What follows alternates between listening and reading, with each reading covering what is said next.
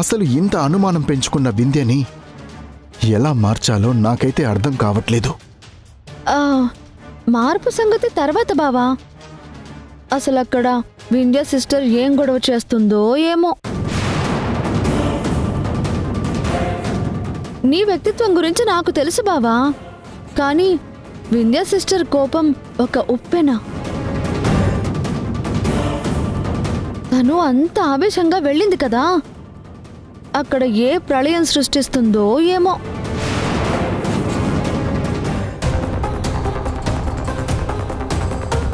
ఎంత ధైర్యం ఉంటే నువ్వు నన్ను హగ్ చేసుకుంటావు? వింధ్య, అది కాదే. కొంచెం నవ్వుతూ మొహం పెట్టు. ఇంట్లో అందరూ ఉన్నారు. నువ్వేడుపు మొహం పెడితే నేనేదో నిన్ను తిడుతున్నానని వాళ్ళు అనుకుంటే నష్టం నీకే. కాస్త నవ్వుతూ ఎక్స్ప్రెషన్ ఇవ్వు.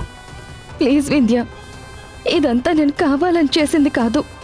నాకు తెలియకుండానే అంతా జరిగిపోయింది. నీ మాటల్లో పెట్టి విషాన్ని కూడా స్వీట్గా తినిపిస్తావు. ఇలా మోసం చేసే నా భర్తని బుట్టలో వేసుకునుంటావు. ఎంత బాగా నటిస్తున్నావే నువ్వు. అసలేం బతుకేనిది.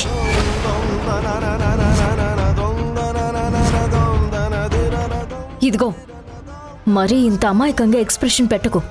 కాస్త నవ్వుతూ మేనేజ్ చేయి. నీలాంటి దానితో స్నేహం చేసినందుకు నాకే సిగ్గేస్తుంది. అసలు ఇన్నాళ్ళ నుంచి నీ గుణం ఏంటి, నీ క్యారెక్టర్ ఏంటి అని నేను తెలుసుకోలేకపోయాను. నువ్వు మరీ ఇంత మేకవన్ని పుల్లలా ఇలా ఎలా ఉన్నావే? చిన్నప్పటి నుంచి ఇంతేనా, లేక మధ్యలో ఇదంతా నేర్చుకున్నావా? వింధ్య ప్లీజే, కాస్త నవ్వు. ఎవరైనా చూస్తారని చెప్తున్నాను కదా. నటించకు. నిన్ను నీ ప్రవర్తనని చూస్తుంటే నాకు అసహ్యం వేస్తుంది. మా అత్తయ్య గారి దగ్గరికి వెళ్ళి సంధ్య మంచిది కాదు, ఇదొక తిరుగుబోతూ, ఇది మాట మీద నిలబడదు, అసలు దీనికి క్యారెక్టరే లేదు అని చెప్పాలనుంది. కానీ ఏ మొహం పెట్టుకుని చెప్పను? ఇలాంటి దానితో నువ్వెలా స్నేహం చేశావని అడిగితే నా దగ్గర సమాధానం ఏముంది? చూడు, మీ అత్త, నీ భర్త, ఆ శ్రీజ చాలా ఆనందంగా ఉన్నారు. వాళ్ళ ఆనందానికి కారణం నా భర్త. అసలు నా భర్త మా సంతోషాల గురించి ఆలోచించాలి, మా సుఖాల గురించి ఆలోచించాలి. అంతేకాని అసలు నీ బాధ్యత గురించి ఆలోచిస్తున్నాడేంటే? అసలు నేను వద్దంటున్నా కూడా అదే పని చేస్తున్నాడు. నీ మొగుడు మోయాల్సిన బాధ్యత నా మొగుడు మోస్తుంటే దాన్నేమనాలి? పాపం సంధ్య మంచిది అని ఆయన నటిస్తున్నాడు. అయ్యో నాకేమీ తెలీదు అని నువ్వు నటిస్తున్నావు. నువ్వెంత బరి తెగించుంటే నేను వద్దు వద్దు అన్నా గాని చెక్కు డ్రా చేసుకునుంటావు. అంటే నీకు నా మాట మీద లెక్కలేదా? నేనేమీ చెయ్యలేననే కదా? నా భర్త సపోర్ట్ నీకు పుష్కలంగా ఉంది కాబట్టే కదా. అంటే ఫ్రెండ్ ఏమైపోయినా పర్లేదు, దాని కాపురం నాశనం అయిపోయినా పర్లేదు, కానీ నీ సుఖం నీ స్వార్థం చూసుకుంటావు, అంతేనా? అసలు నువ్వు నా భర్తకేమిచ్చావే? ఆయన ఇంతలా పరితపిస్తున్నాడు. వింధ్య, నువ్వు ఒక్కొక్క మాట మాట్లాడుతుంటే ఈ మాటలు విని కూడా నేను బ్రతికున్నానా అని నా ఊపిరి ఇంకా ఎందుకు ఆగిపోలేదు అనిపిస్తుంది. నటించొద్దు.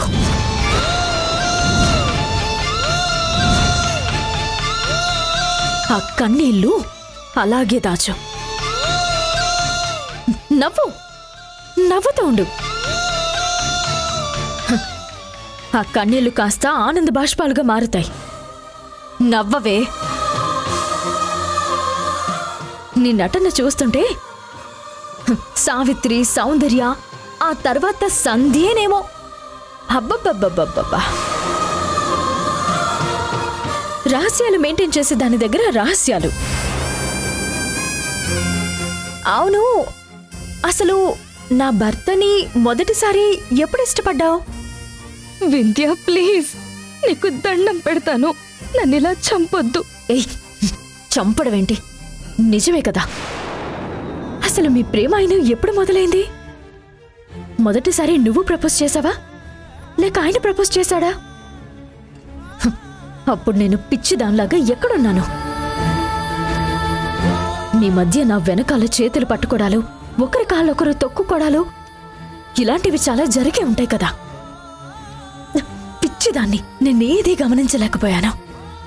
విద్య, ప్లీజ్ వదిలేవే. ఆ మాట నేను అనాలి.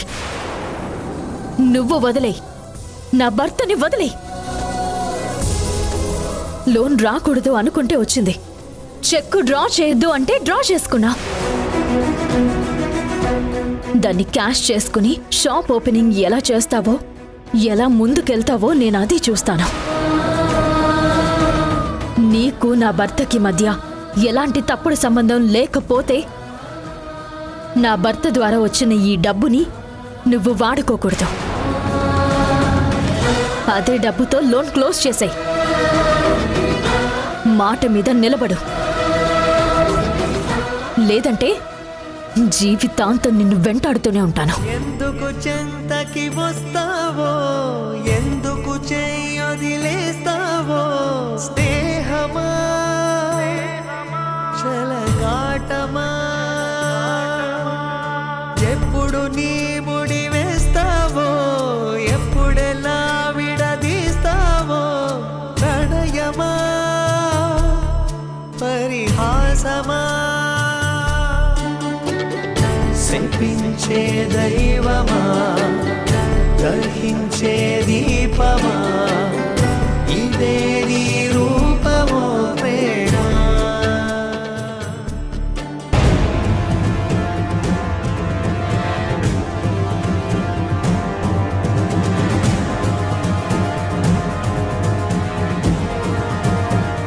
బంటి, ఈ చీరేంట్రా కాలిపోయిందేంటి? ఈ చీర ఎక్కడో చూసినట్టుందే.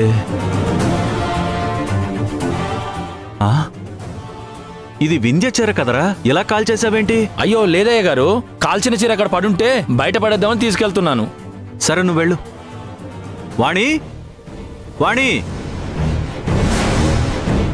వాణి, వాణి, వాణి, వాణి. ఏంటండి? చూడు, మనం ఇష్టంగా వింధ్య కోసం తీసుకొచ్చిన చీర ఎలా కాలిపోయిందో చూడు.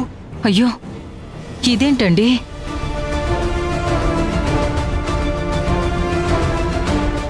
ఇదేంటి?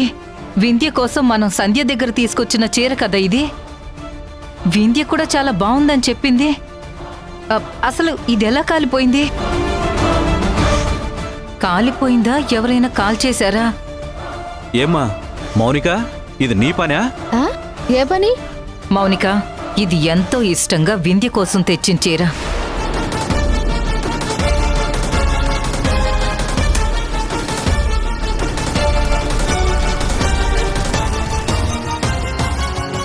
ఎవరు కాల్చి బయట పడేశారు? అయ్యో, నాకేం తెలుసు అత్తయ్య. నీకు తెలియకపోతే ఇంకెవరికి తెలుస్తుంది? వింధ్య కూడా ఈ చీర బాగా నచ్చిందంది. వింధ్య చీర వింధ్య ఎందుకు కాలుస్తుంది? నువ్వే చేసుంటావు. వాణి, ఖచ్చితంగా ఈ పని మౌనికే చేసుంటుంది.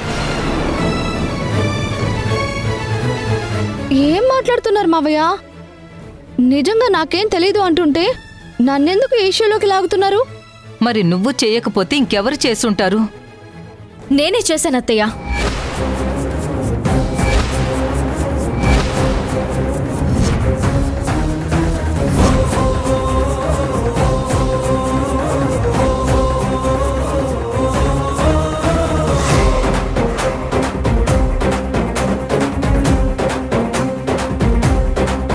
అవును, నేనే కాల్చానత్తయ్య. అదేంటి వింధ్య, నువ్వు చీర కాల్చడం ఏంటి? మరి కాల్చక ఏం చేయమంటారు అత్తయ్య? నాకు ఆ చీర నచ్చలేదు, సంధ్య నచ్చలేదు, సంధ్య ప్రవర్తన నచ్చలేదు.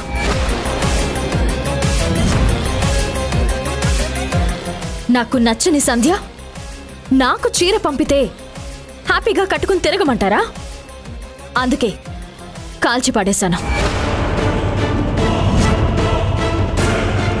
ఇదేంటి సిస్టర్ ఇలా మాట్లాడేస్తుంది? ఇదేంటి సంధ్య ఇచ్చిన చీర వింధ్యకు నచ్చకపోవడం ఏంటి? లేకపోతే ఏంటత్తయ్య, నా సంధ్య ఇచ్చిన చీరని నేనెందుకు కాల్చుకుంటాను? అయితే ఇది ఖచ్చితంగా మౌనిక పని అయి ఉంటుంది. మావయ్య, ఇందులో మౌనికనెందుకు ఇరికిస్తారు? ఇందులో ఎవరి ప్రమేయమూ లేదు. ఎవరి ప్రమేయం లేకపోతే చీర ఎలా కాలిపోయింది? పైగా మేము నీకోసం తీసుకొచ్చిన చీర కాలిపోతే మాకు బాధ అనిపించదా?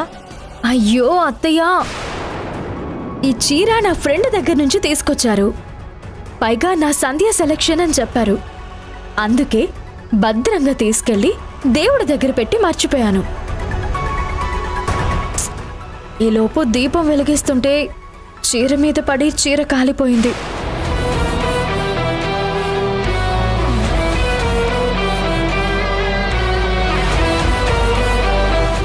మీరు బాధపడతారని తెలిసి పైన పడేశాను. దీన్ని కూడా మీరు తప్పుగా అనుకుంటే ఎలా? మరి నా ఫ్రెండ్ సెలక్షన్తో మీరు తెచ్చిన చీర పాడైపోతే నాకెంత బాధగా ఉంటుంది అత్తయ్య? అవునవును, పాపం ఎంత బాధపడి ఉంటుంది. హేయ్ నువ్వాగు. వింధ్య, నువ్వు నిజం చెప్తున్నావా? అయ్యో, అబద్ధం చెప్పడానికి ఇందులో ఏముంది అత్తయ్య? అయినా నా చీర నేనెందుకు కాల్చుకుంటాను చెప్పండి? అయితే నా మీద ఒట్టేసి చెప్పు.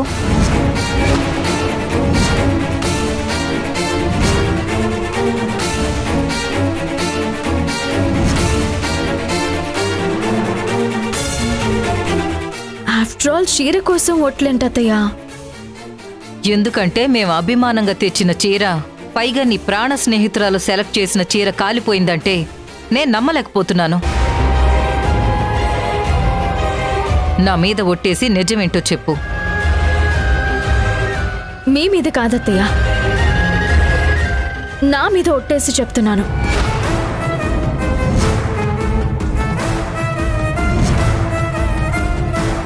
నిజంగానే దీపం మంటల్లో చీర కాలిపోయింది.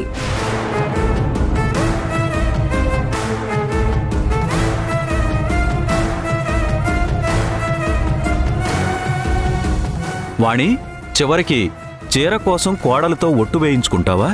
అది కాదండి, ఈ విషయం సంధ్యకు తెలిస్తే తనెంత బాధపడుతుంది. సరే, రేపొద్దున సంధ్య దగ్గరికి వెళ్ళి ఇంకో చీర తీసుకొద్దాం. ఎందుకు మావయ్య? మాటి మాటికి సంధ్య దగ్గరికి మనం షాప్లో తీసుకుందాం, ఇంకా మంచిగా ఉంటాయి.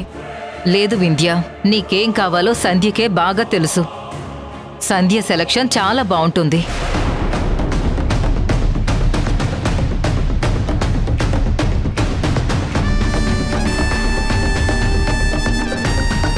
చూసావా సిస్టర్, ఈ ఇంట్లో సంధ్య భజన బావే అనుకున్నాను.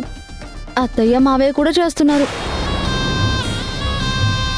సంధ్య టేస్టే బాగుంటుందంట, సంధ్య సెలక్షనే బాగుంటుందంట. ఎవరి నోట విన్నా సంధ్య సంధ్య సంధ్య.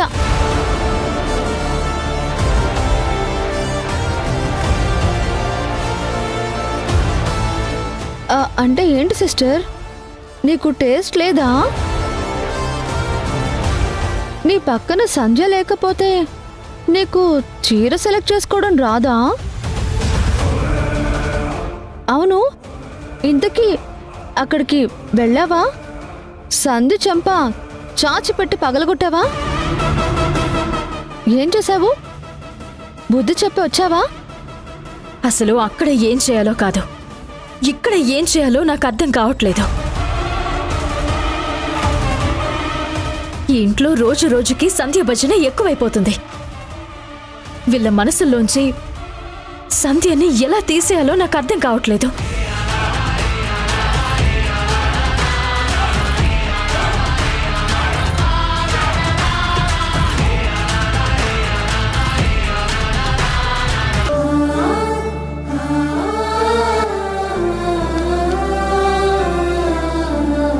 ఈ పూట గడిస్తే రెండో పూట కోసం ఎదురు చూసే బ్రతుకులు వాళ్ళవి.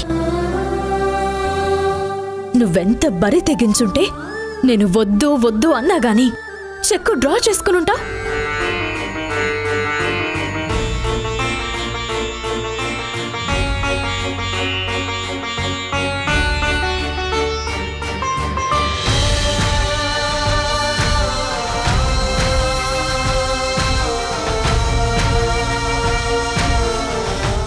షాప్ అడ్వాన్స్కి ఒక 50,000, మెటీరియల్ కొనడానికి 2 లక్షలు. అన్నయ్య అంతా బాగుంది, కానీ ఇంతకీ షాప్కి ఏం పేరు పెడదాం?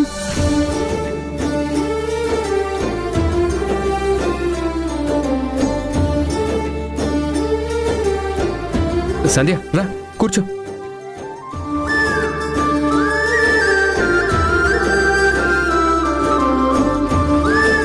మనకొచ్చిన లోన్లో దేనికి ఎంత ఖర్చు పెట్టాలి, మెటీరియల్ ఏం కొనాలి, షాప్కి ఏం పేరు పెట్టాలి, ఇదే ఆలోచిస్తున్నాం సంధ్య.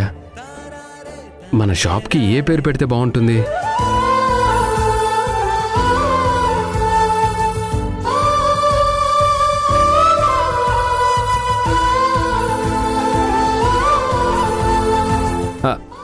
ఐడియా,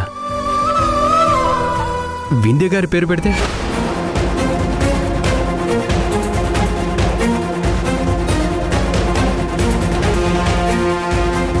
మనకింత సహాయం చేసింది వింధ్య గారే కదా.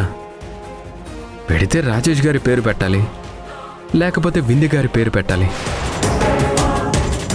సంధ్య, ఎవరి పేరు పెట్టాలో నువ్వే డిసైడ్ చేయి. వింధ్య క్లాత్ స్టోరా, రాజేష్ క్లాత్ స్టోరా చెప్పు.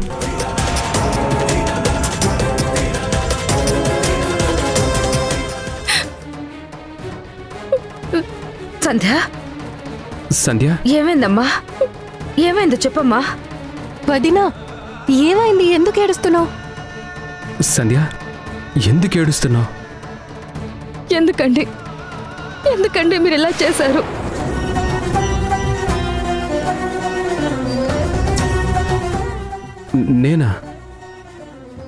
నేనేం చేశాను? నాతో ఒక్క మాట కూడా చెప్పకుండా మీరెందుకు చెక్కు డిపాజిట్ చేశారు?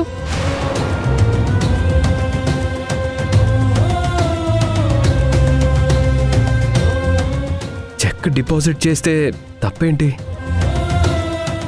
లోన్ కావాలని మనమే కదా తిరిగాం. వాళ్ళు చెక్ పంపించారు, దాన్ని డిపాజిట్ చేశాను. దీంట్లో వచ్చే నష్టం ఏంటి? నువ్వు దేనికోసం ఏడుస్తున్నావు?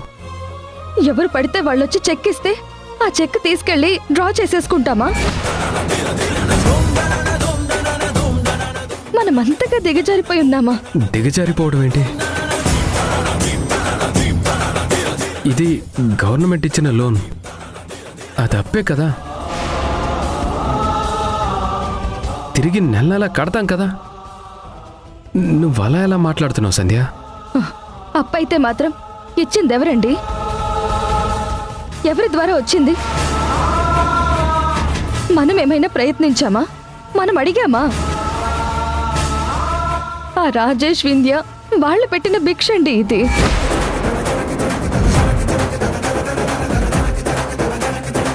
వాళ్ళు దయతలిచి అయ్యో పాపం అని మేనేజ్ చేస్తే మనకి లోన్ వచ్చింది. లోన్ అప్పనంగా వచ్చేసింది కదా అని, మన ప్రాబ్లం సాల్వ్ అయిపోయిందని వాళ్ళు ఇవ్వగానే తీసుకుని సంబరాలు చేసుకుంటామా?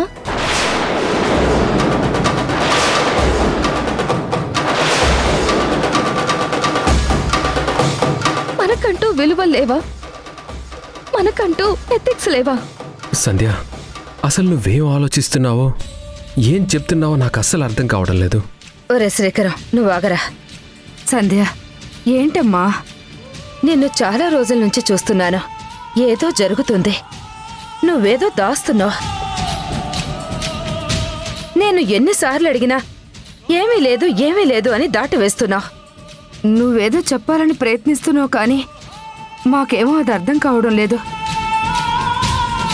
ఎందాక విందు వచ్చింది నిన్ను అభినందించడానికా, లేక ఎందుకో మనం చెక్కు డ్రా చేసామని నిలదీయడానికా?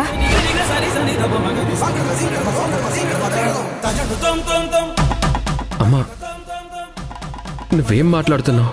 చెక్ ఇచ్చింది వింధ్య గారు కదా. ఒరేయ్, నేను మాట్లాడుతున్నాను కదా, నువ్వు మధ్యలో మాట్లాడుకో. చెప్పు సంధ్య, మీరిద్దరూ సంతోషంగానే మాట్లాడుకున్నారా? లేదంటే మీ ఇద్దరి మధ్యన ఏదైనా గొడవలు వచ్చి దూరం ఏమన్నా పెరిగిందా? అమ్మా, నువ్వేం మాట్లాడుతున్నావు? దూరం పెరగడం ఏంటి? వాళ్ళెంత మంచి ఫ్రెండ్స్. నువ్వు కాస్త ఆగుతావా? నేను మాట్లాడుతున్నాను కదే. అమ్మ సంధ్య, నేను నిన్ను మాత్రమే అడుగుతున్నాను. నువ్విప్పుడు సమాధానం చెప్పి తీరాలి. ఈ లోను వింధ్య ద్వారా రావటం నీకు సమస్య, లేదంటే అసలు లోన్ తీసుకోవడమే సమస్య? అత్తయ్య, అది ఈ డొంక తిరుగుడంతా నాకొద్దు. ఏదున్నా సూటిగా చెప్పు సంధ్య. మనం కష్టాలని సుఖాలని అన్నిటినీ పంచుకున్నాం. ఏది ఉన్నా మాతో మనసు విప్పి చెప్పు. ఈ లోన్ వచ్చిందని, మన సమస్యలు తీరుతున్నాయని మేమందరం సంతోషంగా ఉంటే నువ్వు మాత్రం ఎందుకు చెప్పకుండా డిపాజిట్ చేశారు, ఎవరి మీదో ఆధారపడుతున్నావని పెద్ద పెద్ద మాటలన్నీ మాట్లాడుతున్నావు. అసలు నీ ప్రాబ్లం ఏంటమ్మా? నువ్వు ఏ విషయం గురించి బాధపడుతున్నావు చెప్పమ్మా. అసలు ఇదంతా జరగడం నీకు ఇష్టం లేదా? లేదా నీ స్నేహితురాలు వింధ్యకి ఇష్టం లేదా? అత్తయ్య, మీరు అడిగిన ప్రశ్నలన్నిటికీ నేను మీకు సమాధానం చెప్పలేకపోవచ్చు. కానీ ఒక్కటి చెప్తున్నాను. వింధ్య ఇచ్చిన డబ్బుతో షాప్ పెట్టుకుని వింధ్య వల్ల, తన స్నేహం వల్ల నా కాపురాన్ని నిలబెట్టుకున్నానన్న నింద నేను మొయ్యలేనత్తయ్య. అలాంటప్పుడు ఇదే లోన్ విషయం మాట్లాడడానికి నీ స్నేహితురాలి భర్తను తీసుకుని నువ్వు ఎమ్మెల్యే గారింటికి ఎందుకు వెళ్ళావు? నీ స్నేహితురాలు వచ్చి చెక్ ఇచ్చినప్పుడు నాకు ఈ చెక్ వద్దు, నీ సహాయం వద్దని నువ్వెందుకు చెప్పలేదు?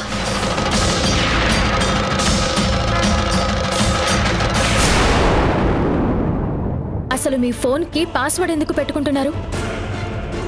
అంటే నా దగ్గర మీరేదో దాస్తున్నట్టే కదా? నాకు తెలియకుండా అసలు ఇందులో దాచుకోవాల్సిన రహస్యాలేంటండి? మీరు ఆ సంధ్యతో కలిసి దిగిన ఫోటోలా? మీరు సంధ్య బయటికి వెళ్ళి ఏకాంతంగా గడిపిన వీడియోలా?